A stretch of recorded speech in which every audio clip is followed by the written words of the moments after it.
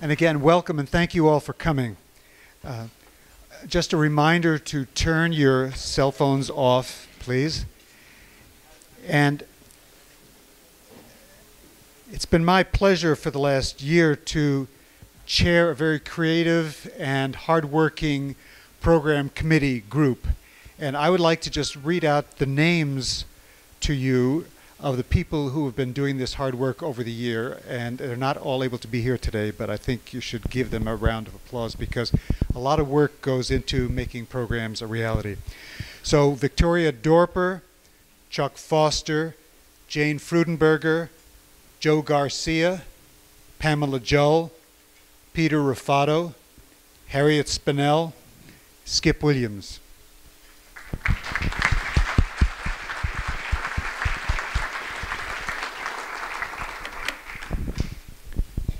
Now on to our program.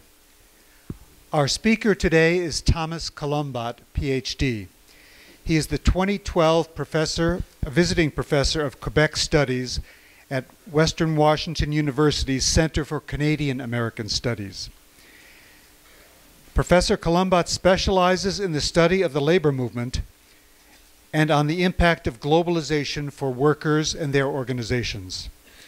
He has written and published on labor internationalism in the Americas and also on the comparative approach to trade unions, in particular between North America and Western Europe.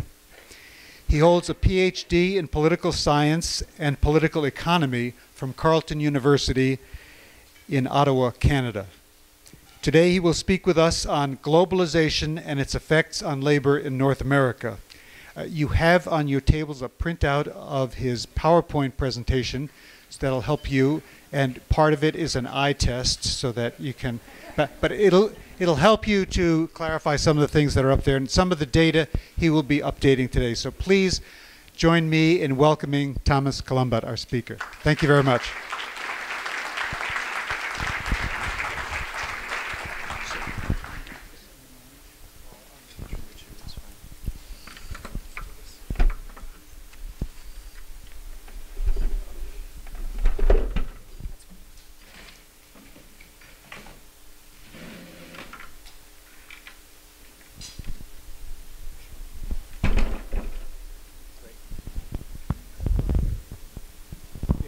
She's doing the lights right now. Okay.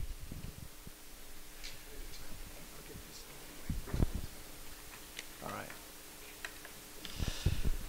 Well, thank you very much, Don, and of course, thanks to the City Club for having me today. It's a great honor for me to be here. I'm no Colin Powell. I'm sorry, but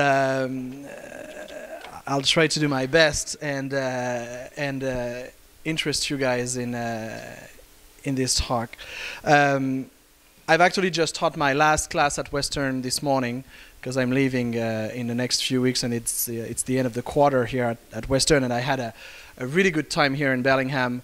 I was really interested in mostly the sense of community that I could feel in this city, and that's actually surprisingly enough not without remembering me of the kind of social relations and social link that we could have in Quebec. So I really felt comfortable, and it's a great way for me to finish my stay here to talk to you today, to such a great organization as the City Club. So what am I going to talk to you about? I'm going to talk about crisis, labor, and a little bit about Quebec as well. Crisis, of course, because we're going through, as you know, since 2007, 2008, through a very difficult financial and economic crisis. But the fact of the matter is, crises like that are often useful to reveal long-term tendencies, and that's basically what they are. A crisis is the apex of a long-term tendency. But they're also sometimes a little bit blindfolders. They force us to only look at the now, only look at the immediate situation, and not taking too much into consideration where things came from. So when we look at the situation of labor, for instance, the situation of workers and of their organizations, trade unions, labor unions, it's kind of easy to say, well, we've been going through this crisis for a few years, so that's why unions are striking hard, that's why workers are striking hard, and not taking into consideration the broader context and the longer historical path that led us to the current situation. So what I'm going to try and do today is, sorry, for some reason, yeah. Anyway, my second, the second point has disappeared, but it doesn't really matter. My goal today is to try and put the current situation of organized labor in the context of the triple crisis that it's been going through since the beginning of the 1980s. In other terms, I want to tell you today that not a lot of things is new in terms of labor, and that the current crisis is just one last step of a deeper and longer term crisis that the organized labor has been going through. And it's a triple crisis because it's a crisis of membership, it's a crisis of bargaining power, and it's a broader crisis of the political project that the labor movement is trying to support. And I'm going to use Quebec as a reference point. Well, first because I'm a visiting professor in Quebec studies, like Don mentioned, so it's part of my job. I have to do the marketing for my province. But more seriously, it's also because Quebec is a very interesting standing point in North America when talking about labor, because it has so many similarities with the rest of the continent, obviously. We are a North American province. We are framed by very similar labor laws. Often we also have the same kind of organization. You may know that international unions are present not only in the US but also in Canada and in Quebec. But we're also very different because we have a different history, we have different traditions, and therefore I think those similarities and differences help better understand the situation that we're going through in the US right now. So I'm going to start with the first crisis, which is the crisis of membership. And you have some of my slides in the handouts, not all of them, but I think this one you have. Crisis of membership, well, it's fairly easy to summarize. Basically, since the 1960s, the unionization rate, so the share of workers that are represented by a union, has constantly, almost constantly declined in the US. That's the blue line at the bottom. But it's remained quite stable. Actually, it's risen in the 60s and 70s, and then remained quite stable in Canada, and even more so in Quebec. Quebec is the green line at the top. So the current unionization rate in Quebec is about 40%.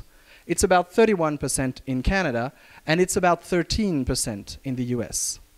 And the interesting thing when you look at history is that if you look at back in the 60s, we were actually all pretty much at the same level. We were all about around 31, 32%. So it's kind of legitimate to ask the question, why? Why do we have those kind of three North Americas now? The US, Canada, and Quebec in terms of unionization. So I'll try to provide some kind of analytical answer to that question.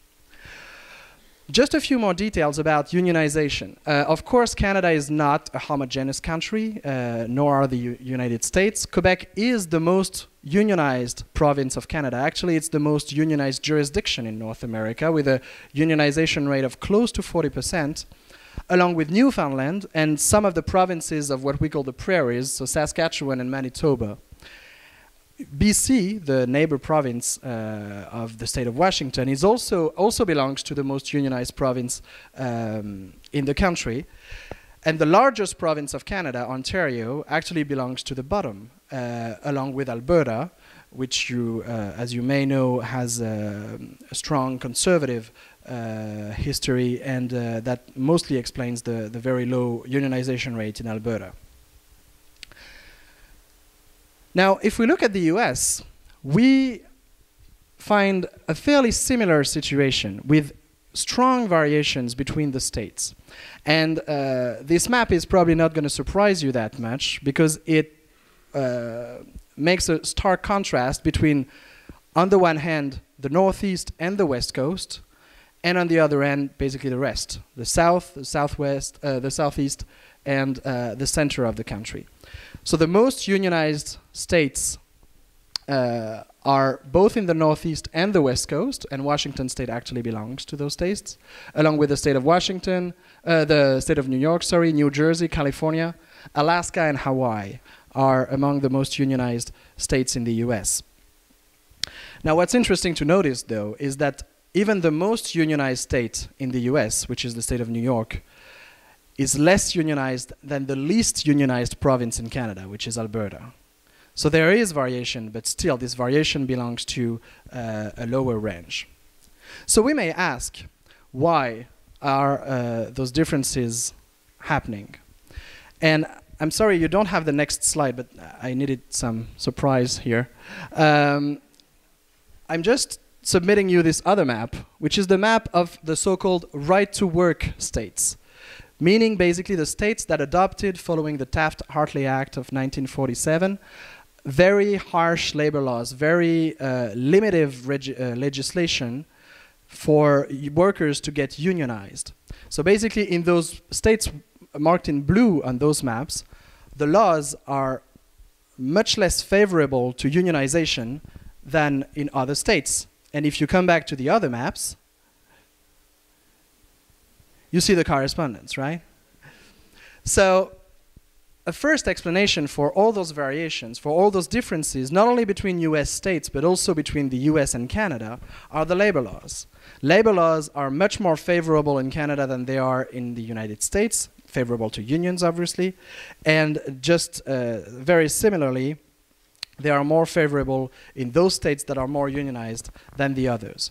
And I'll come back in a minute on the reasons why those laws were adopted and where does precisely globalization fit into this picture. Just a few additional data, and I'm not going to spend too much time on all those numbers, but that's the unionization by sector differentiated between Quebec and the US. Basically what this chart says is the strongholds of unionism remain in the primary and secondary sectors, so all that's manufacturing industry, construction, the mining industry as well, but mostly in the public sector.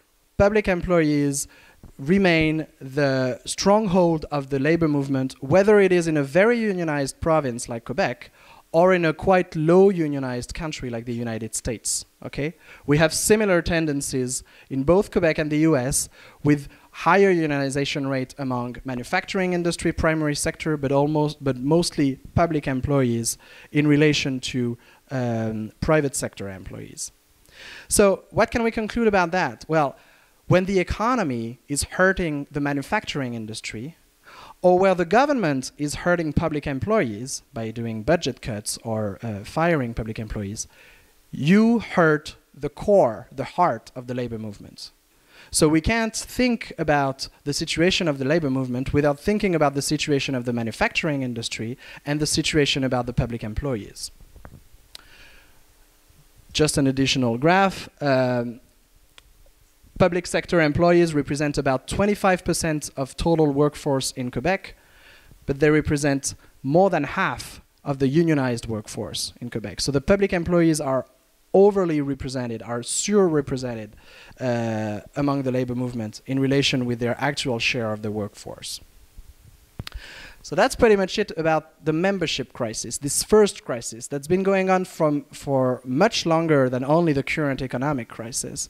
We actually evaluate that the beginning of the 1980s is really the watershed here, where unions really started to lose a lot of members, mostly in the manufacturing industry and the public sector, and have reached the current levels. But of course with important variations depending on the kind of labor laws that were adopted in the different jurisdictions. So the second crisis I'd like to talk to you about is the crisis of bargaining power. Basically this idea that unions have lost the leverage, have lost the power they used to have before in terms of bargaining both with employers and with the government. So we have to start from what some may call the golden age of labor unionism, between the 1950s and the 1970s. And you know that it's the period when the welfare state was established. Basically this idea that capitalism could work, but it could only work if you provide some kind of social protections to the population, some kind of social programs that would make sure that those who suffer the most from the economic system would still be allowed to have decent living conditions. It's also the period when the middle class developed. basically this idea that we wouldn't have only the poor and the rich, not only the working class and the dominant class, but also this kind of middle class that's in the middle, and that would become basically the basis of all the economic system. That would be the class that would lead consumption and that would lead production. And we come out to this idea that basically unions built the middle class, not only because their members became the middle class, but also because unions, through political activity, through political pressure that they would put on the government, would encourage the development of this welfare state. So it's quite common now for the labor movement here to remind people that unions built the middle class by using their bargaining power with governments and employers to make sure that the working condition would be decent enough.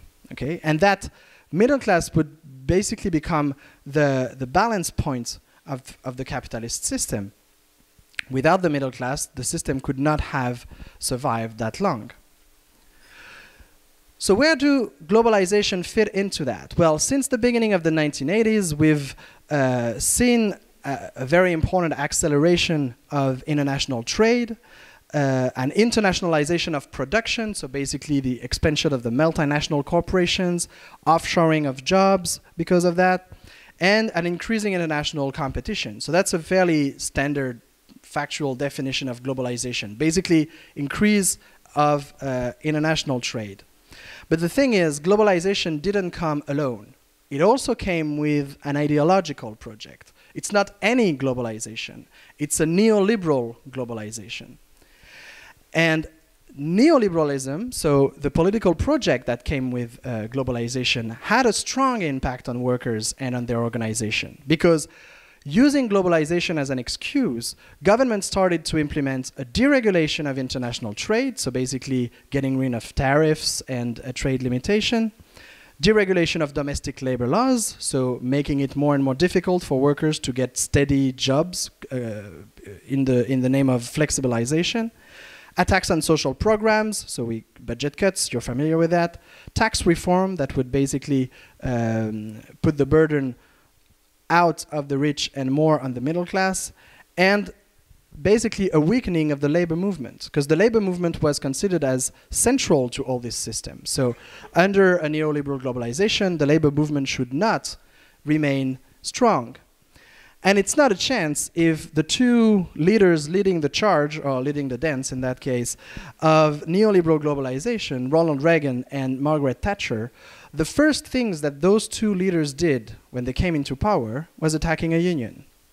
Margaret Thatcher attacked the mining workers in Britain, and of course, as you know, Ronald Reagan took care of the air traffic controllers. So really, I want here to make the link between this kind of movement of neoliberal globalization and the weakening of the labor movement. It's not only liberalization per se. It's not that trade has increased and we have more and more exchanges with China and with Mexico. It's also, and actually mostly, the consequence that this movement had on domestic politics and on the kind of laws and social programs that were adopted, or in that case, deleted or get rid of. Of course, one of the manifestations of neoliberal globalization that we've been very familiar with are free trade agreements. And one free trade agreement that we've experienced here in North America was the North American Free Trade Agreement, NAFTA. As you know, unions opposed it quite starkly, both in Canada and in the US. The situation was different in Mexico. And for that reason, there was a very poor coordination of this opposition between the unions in the three North American countries. The Mexican labor movement is extremely weak. It's extremely aligned on its own government, and it actually supported NAFTA. So it was very difficult for American and Canadian unions to build this kind of big coalition to oppose this movement. So where there was a globalization of capital through NAFTA, there was no globalization of labor. Unions were not able to build this kind of long-lasting, enduring coalition opposing this movement. It was not the same with the free trade area of the Americas. I don't know if you remember that. It was a project led mostly by George W. Bush. It was this project of basically extending NAFTA to all the Western Hemisphere up until Argentina. And this was actually a failure. Unions opposed it as well, but along with other social movements, so they were able to build a broader coalition. And mostly, the free trade area of the Americas was stopped by the strength of the Brazilian labor movement in the South. So contrary to the situation of NAFTA, where the Mexican labor movement was not playing its role, in the case of FTAA, the Brazilian movement was strong enough to influence its own president, Lula da Silva, who was himself a former unionist, and block the project. So the situation is far from finished, of course, because since the failure of the FTAA, the US government has decided to go with bilateral free trade agreements since then. But still, it shows that when there is an enduring coalition, there is a possibility for organized labor to influence the situation. So, of course, globalization and free trade agreements led to the traditional consequences you're already familiar with. Jobs offshoring, increasing power of multinational corporations. But mostly, and that's the bridge I want to make here, the weakening of the labor movement has led directly to the increasing gap in terms of income within our societies. The old debate about the growing inequalities among our societies that is going on more and more in the public debate has to be directly related to the weakening of the labor movement. Just the same way the labor movement contributed to build the welfare state and the middle class, the weakening of the labor movement leads to broader inequalities. And I just put some graphs here, and I'm going to go very quickly on that, but because I'm pretty sure you've seen them in any kind of publications you're familiar with in the last few months, because they've been everywhere, including in The Economist.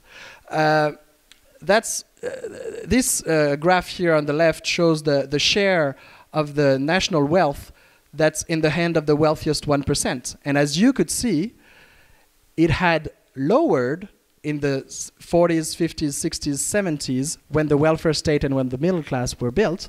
And then it started going up again from the beginning of the 80s, so when neoliberal globalization was implanted and the necessary policies, up until today.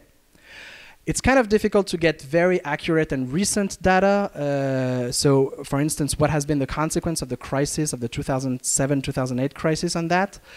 But the data we have so far show that there's been a slight tendency to going back down for this share, but the longer-term tendency is still strong. Actually, the OECD, the Organization of Economic and Cooperation of Development, which is not exactly a revolutionary far leftist organization, has published a report last year mentioning that growing inequalities were still the strong tendencies among all developed economies, mostly in the US. Another data, that's the increase in after-tax income by income group between 76 and 2006. So that means after you pay your income tax, which is supposed to reduce inequalities. As you can see, the top 1% increased 256%. The lowest quintile, so the lowest 5%, increased only 11% on the same period. So that also shows that the redistributive function of the tax system, so this idea that income tax should be able to reduce those inequalities, is not working anymore. This graph shows that productivity, which is the middle line, the green line. So this idea that workers should work harder because we're in a competitive global economy, well, that actually happened. Productivity rose from 79 to 2009, 80%. So workers have been working almost twice as hard now as they were at the end of the 1970s. But who harvested the fruit of that? Well, the 1%, which is the red line, increased 240% of its income, whereas the overall wages increased barely 5% on the same period. So workers work harder, but the fruit of this hard work is not going into their own pockets. And that's, of course, directly related with the weakening of the labor movement. And these are graphs basically showing the same kind of tendencies with the top 1% since the end of the 70s gaining much more benefits from than the rest of the population. And one last chart, I promise. this is the Gini index, which is basically an index used by the OECD and by other very serious organizations to evaluate inequalities within a society. And as you see, I just picked the US, Canada, and Finland. And the US is the red line, Canada is the blue one, and Finland is the yellow line at the bottom. And the clearer lines are before tax, and the harder lines are after tax. So as you see, even after taxation, the US remains extremely high in terms of inequalities in comparison with other societies. Actually, the tax system reduces inequalities by less than 1/5 in the US versus 1/4 in a typical developed country. Okay, so the tax system in the US is much less efficient than in other countries. Again, you may think I'm going far away from labor, but that's actually very much related with that. The idea of having a progressive tax system has always been a very important claim of the labor movement, and the pressures of the labor movement, the political pressures of the labor movement, have been essential to the adoption of those tax systems. So there's really a bridge here to make between this very current debate we have about growing inequalities, because that discourse is becoming more and more popular and widespread, and another discourse that nobody really talks about, which is the weakening of the labor movement. The two are directly related. And the last crisis I'd like to tell you about is the broader crisis about the political project of the labor movement. The labor movement has been a long-time member of the social democratic family, so a family basically defending a more humane and fair capitalist system. But since the 1980s, and mostly actually since the fall of the Soviet Union, the labor movement has lost a lot of political leverage. You may ask why. What does the Soviet Union has to do with anything of that? Well, you didn't have to be a supporter of the Soviet Union to use the Soviet Union, and that's what the labor unions did a lot. They used it as a threat. Many, and it's been documented, many of the social protections that were built in the 50s, 60s, 70s were built in part because unions were using Soviet Union as a threat and saying basically to the governments, you should give us those protections because the alternative is a Soviet system. Using the red threat, if you wish, as a leverage to convince the government that they should implement those policies. And that's something that's been forgotten a lot. So losing the Soviet Union also meant losing this leverage. And in the broader context of neoliberal globalization, well, that's yet another element that weakens the labor movement.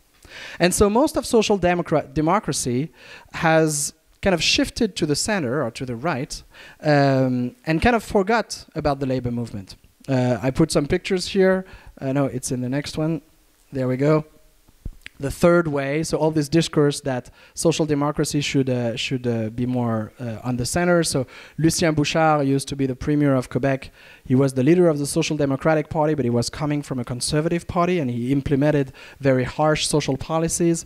And many social democrat European leaders like Rodriguez Zapatero, Tony Blair, and Gerhard Schröder in Germany adopted the same kind of way. And another common point to all those social democratic leaders is that they totally forgot the labor movement. They did not push for anything to reinforce the situation of labor. So when we come to the current crisis, of course the consequences, you know them. We have many job losses in the private sector. What used to be a financial and economic crisis has turned into a public debt crisis or a sovereign debt crisis. So it basically contaminated the governments who had nothing to do with that in the first place. And it's been used as a pretext for austerity budget cuts and cuts in public jobs. So basically a pretext on new attacks on collective representation and bargaining. And the example that comes to mind, of course, is what happened in Wisconsin last year, where a governor, using the pretext of the public debt, would basically say public employees will not be able to bargain their working conditions anymore, because that's what it was about. Okay, and therefore, of course, leading to a de-unionization of public employees. Now, that led to a very strong opposition. And for the first time in a long time, and I mean, I'll be glad to discuss that with you because you're more knowledgeable than me about American history, but it's been a while since a labor movement could mobilize that much of a broad coalition behind its demands. Because it's not only trade unionists who went to the Wisconsin legislature and invaded it to oppose Scott Walker's demand. It was a broad community-based coalition that was basically saying public employees' interests are also our interests. And there's a bridge to build between the interest of those workers and the interest of the population at large.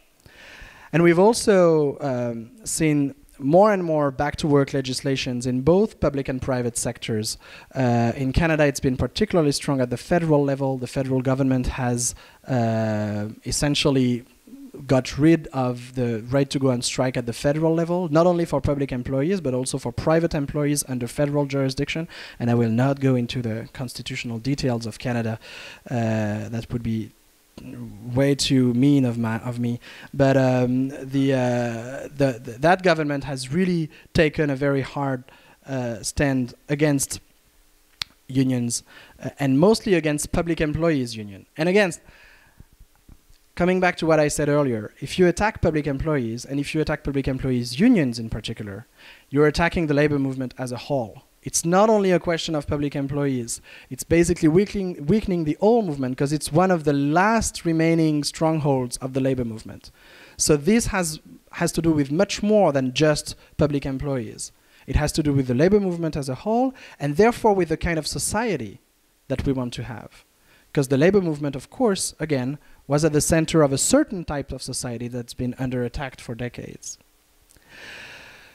Now, can the current crisis also be an opportunity for renewal? And that's basically my argument. I mean, of course, a crisis is difficult, but it's also very often opens some kind of new opportunities. And of course, I think here about the Occupy or the Indignados movement, because we tend to forget, as good North Americans, that this didn't all start here. It actually started in Spain, the Indignados movement first, and then it went to Wall Street. So the Occupy and Indignados movement have put back in the public debate the kind of discourse about the 99% versus the 1%. So this idea that there are various interests within society and that these inequalities should be taken into consideration. So of course, in a way, it kind of brings back a discourse that the labor movement has had for a while, but that had been kind of forgotten on the public debate. And there are other social movements going on, and of course I cannot not mention the student movement in Quebec that now I guess many of you must have heard of, because it even hit the Wall Street Journal. So students have been on strike in Quebec for 100 days now, protesting against tuition fees hikes. Tuition fees in Quebec are extremely low. They are the lowest in North America, but it's because that belongs to this kind of social contract Quebec adopted in the 60s that higher education should be affordable. So that led to massive demonstration against this decision. And the government of Quebec has taken a very strong stand, not even opening discussions with the students about that topic. And that's why the student movement has been more and more popular among the population. Even people who were skeptical about the students' claims at first are now supporting them, because they only see that the government is so close to any kind of discussion. And labor unions have been supporting this movement very strongly since the beginning. So that's also an interesting example of cooperation. The question, of course, is how can the labor movement be associated to that? Very often the labor movement is considered as this old movement that's not up to date anymore, that it's not the way forward, and we should look at other kind of organizing strategy. Well, probably, but still, it remains an essential component of the social movement. So, to conclude, I mean, I'm kind of biased. I mean, I'm pretty sure you see where I'm coming from, the current situation and the current crisis and the role of the labor movement within all this.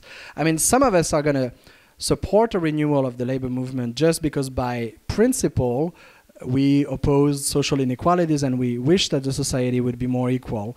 And to that end, I do believe that the labor movement is an essential tool to that end, and it should not be ignored. Others, though, could find other reasons for having the labor movement coming back into the game. I mean, the level of social unrest that we may be facing in the next few months or the next few years because of these increasing wage inequalities is so strong that the situation could go out of control. And the situation of Quebec is kind of going out of control right now, with police repression, with more and more people into the street actually defying the law and calling for civil disobedience to that law.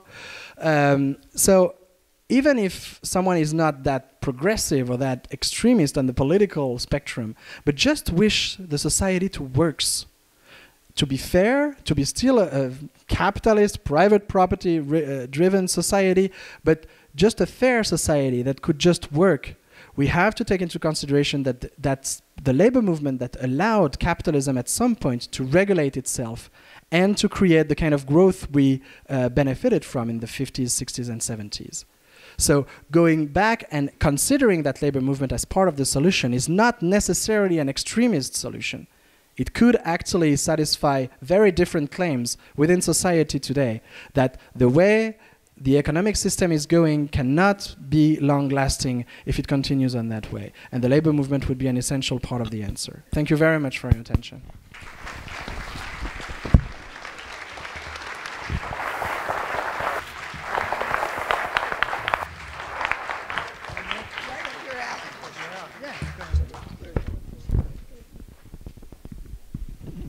Okay, now we're to the part of our presentation where we have questions from the floor. We have Bill Schenken over here, and we also have Chuck Foster on this other side of the room. So our basic policy is that members get to ask questions first. If there's time left over, then those who are non-members get a chance to ask. So first question. Thank you. I'm wondering if you could speak to the current crisis as you describe it, the effect this is having on civic engagement. And in particular, I'm remembering a speaker we had a little over a year ago who spoke about the decrease in youth participation in civic life and politics in the United States, and they didn't have proof for it, but they were thinking that it perhaps had to do somewhat with lower income, non-college educated youth no longer having the ability to kind of grow up in a movement through the labor movement. Do you want me to answer them one by one? Yeah? Okay. Yeah, thank you for your question. Okay, I'm going to be frank. I'm actually quite skeptical about the old youth disengagement argument. Had I told that 6 months ago, I probably should have, started a long argument about saying, maybe it's just that youth is not politicized the same way we used to be, etc. But just looking at the student movement right now in Quebec, it's just a living proof that this kind of idea that youth today is so individualistic and so not related to the kind of collective engagement it used to, I don't think it really holds the realm. Nevertheless, I would tend to think that the traditional organization, the traditional forms of civic engagement, including labor movement, have suffered from a lack of youth involvement. That's for sure.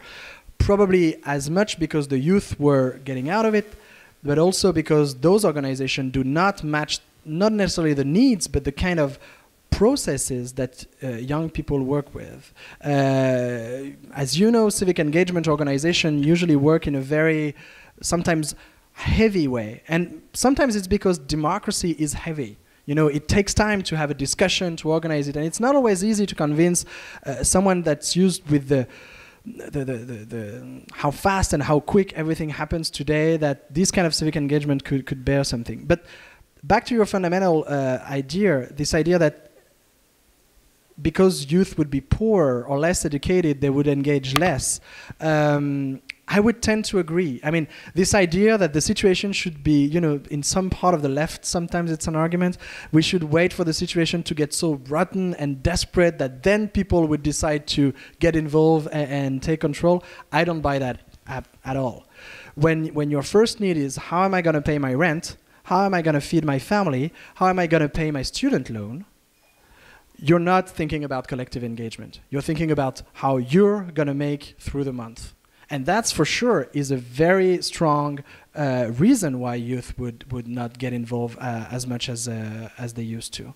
So yeah, I would agree with that part, but I would be very careful with the idea that youth today, and I'm not saying that's what you said, because actually you were coming from a different perspective, but just linking the two, that youth today is less civically minded or socially conscious than before. I don't really necessarily buy into that, but I do think that the traditional ways civic engagement was done should, all these organizations should think about themselves and try, including trade unions, and try to offer some more engaging ways for youth to get involved.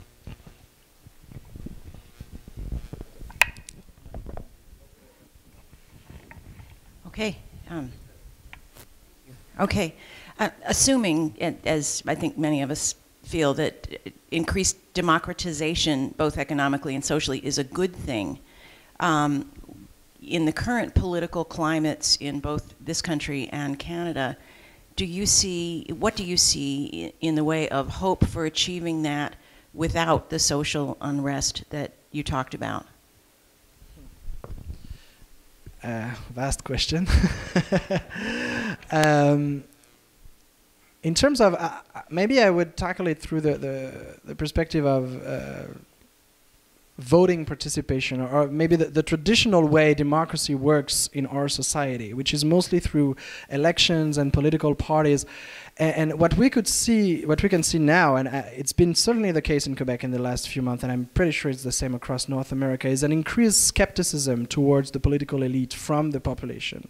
So I think if unions or social movements or civic organizations in general want to contribute something in terms of democratizing even further our society, there is a lot to do with trying to revalorize the traditional ways of democracy, and that means challenging the way politics is done, or has been done in the last few decades, the official politics.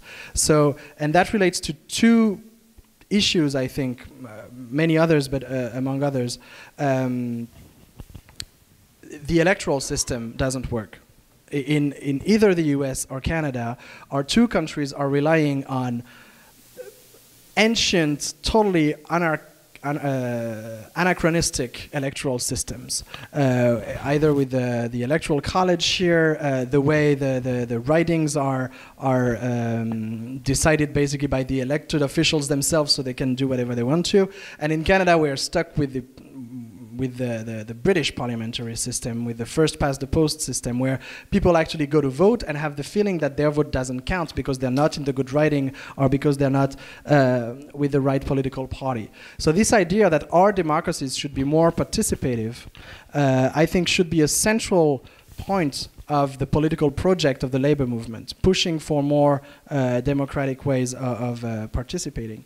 And the other one, of course, is financing. This idea that official politics have been totally monopolized by the people who got the money. In some cases, not the majority of them, it's the unions. Unions do have money and fund political parties. But in most cases, it's big businesses. And I'm not talking about small companies or local companies here, but those big interests that have kind of taken control of the electoral system. So if we had to look for some ways to contribute to a more democratic society and to a democratization of society, I would think that the labor and social movements should think about this kind of reform of both the electoral system and the fundings.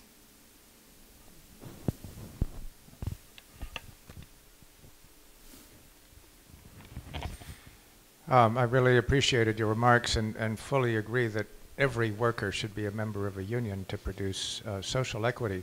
The thing that also gnaws at me is our ecological crisis. And although I would never say workers should not be members of unions, the more prosperity there is in our society, the greater the ecological crisis is going to become. And you're a professor of labor law or labor studies, so I'm not sure whether this is a question you can address. But if you can, please. Sure. No, I mean, again, you're totally right by saying that I'm not a specialist of environmental issues. And thanks for doing the caveat for me. But I mean, there have been strong oppositions between the labor movement and the environmentalist movement in the last few decades. It would be a lie not to recognize that.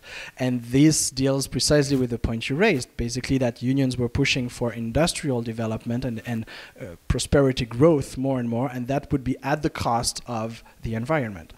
The labor movement is a movement that is very slow to move in terms of its traditional position because, among other things, it's a fairly democratic organization, so it takes time. But I do believe that in the last few decades, in the last 10 to 15 years, in most North American unions, the environmental issue has been more and more pressing.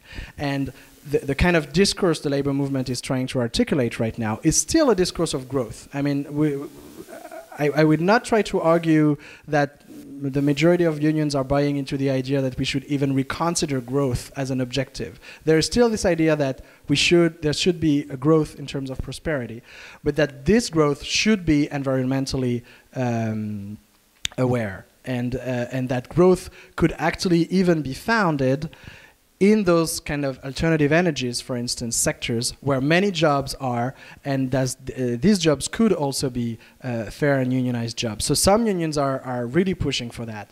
Others, I mean, I come from the last place of the world that produces asbestos and sends it, and you know, asbestos is forbidden in Quebec, but it's still produced in Quebec, mined in Quebec, and then shipped to India, where supposedly they have good enough conditions to, and I must say, some unions, not the majority of them, but the unions representing the asbestos workers are supporting the idea that we should continue to produce and export asbestos. That's problematic, okay? And I can't say I'm supporting that. That's horrible. I don't think that saving jobs should be the sesame that, you know, opens any kind of product. And I will not go into the coal train debate. I am a guest here. I am not willing to make any kind of enemies, and I don't know the situation enough to actually take a firm position on that. So I'm very respectful of the ongoing debates you have here, and I actually think it's very impressive to have this kind of ongoing social and community debate. That's the thing that impresses me here.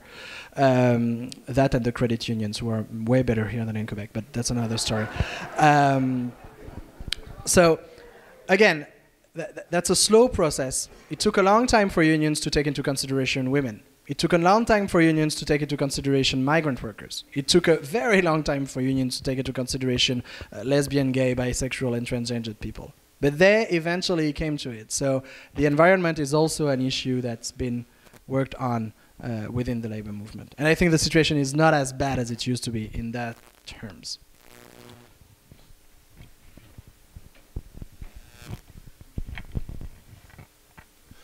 One of the factors you identified in exacerbating inequality or bringing it about was globalization. No, you said neoliberal globalization. Could you give us some kind of brief image of what a social democratic globalization would look like?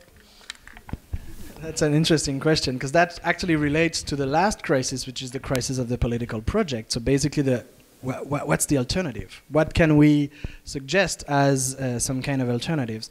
I can tell you a few examples about, unions have, in a way, their own United Nations. Unions have international labor movement organization. One of them is called the International Trade Union Confederation. The AFL-CIO is affiliated, the Canadian Labour Congress is affiliated, etc. Most major labor federations are affiliated with this organization. And what the ITUC does, among other things, is trying to influence organizations like the World Trade Organization or the IMF or the World Bank to include in their policies and in their agreements the International Labour Organization's core standards, which are basically this idea that the basic labor rights should be respected everywhere, and on that condition you can participate into the free trade system. That's something that's still very hard to push for, and the WTO is very reluctant to add any kind of labor-related clauses to its disposition. But I think one alternative, at least one alternative the unions are pushing for, is to just make the system more fair. The idea is not to reverse globalization. The idea is to put some set of rules that would make sure that countries would not compete on their social standards. They would compete on their productivity, they would compete on their expertise in this or that matter, which is the basic reason for trade. I mean, trade in the origin is basically acknowledging that some countries are better at doing things than others. That's fine. But this idea that social dumping should be the norm and that countries would win in globalization if they lower more and more their labor standards is not the one defended by the labor movement. And so what they try to do is to implement those kind of social clauses in those agreements. They also try to negotiate with major multinational companies what they call global framework agreements, which are basically standard minimum labor standards that the company pledges to apply in all its factories across the globe. IKEA has signed one, Daimler has signed one, Volkswagen has signed one. And the monitoring of this agreement is made both by the company and by the union. So it's not only a code of conduct, it's not only the company said, okay, I'm going to do that, now I'm going to be nice. It's actually monitored and controlled by a joint committee of the union and the company. It's just a beginning. It's just a few companies, most of them Europeans, but having, of course, activities all across the globe. But it's one of the entrance points the labor movement tries to adopt to influence this kind of globalization. Thomas, I wanted to ask you about something you spoke about at Western when I heard you. You talked about the influence of European unions on South America and Argentina, Brazil, and mainly I'd like you to talk about where that leaves Mexico, which was in a weakened position before, and the premise that you had that a stronger Mexico would really help all of North America. Yeah, one of the things I studied in my doctoral work was to compare Mexico and Brazil, and precisely to see how those two labor movements got involved internationally and how they tried to influence globalization. And what I could see is that the Brazilian labor movement has really managed to build some kind of power and actually influence globalization and influence this organization as you talked about earlier, the ITUC, the International Trade Union Confederation. Brazilians have more and more influence in there. Mexicans, on the other hand, because they were very much isolated by the debate on NAFTA, because they were supporting it, so the AFL-CIO and the CLC basically cut the links with most of the Mexican labor movement. And then they're still stuck in this corporatist system where even if the president has changed, well, the party in power has changed since 2000, but it's changed for an even more conservative party that has not changed at all the labor laws in that country. So unions remain very much under the influence of their own government. And that's a problem because it's the second largest economy in Latin America. So of course, Mexico remains this kind of cheap labor reserve because their unions are not strong enough to be able to fight for their own workers. They're still very much aligned with their own governments. And therefore, if the American and Canadian unions don't have allies on which to rely on in that country. So for that reason, I think it would be a very important thing that the Mexican labor movement be reinforced and democratically developed. And the point about European unions, it's Latin America has been under the Cold War. I mean, unions also have their own imperialism. Latin America has been very much influenced by the AFL-CIO during the Cold War for very anti-communist reasons. And nowadays it's clear that the AFL-CIO has lost some of its influence in that region, but that European trade unions are more and more influential in that region, that's for sure. And they're trying to help unions develop, but they're also kind of imposing their own views in a way. So it's always a danger, even within the labor movement. There's always this tendency of, we're the big boys and we're gonna influence and call the shots, basically.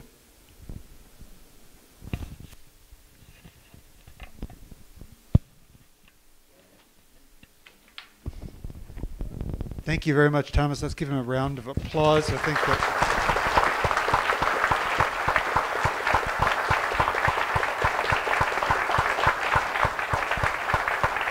Thank you for coming to visit, and thanks to Don Alper and Canadian American Studies for recommending Thomas as a speaker, and we spoke several times in preparation for today. But as you leave now, we want to give you something that you can look at, Whatcom Places too, some of the more beautiful places in Whatcom County as a remembrance.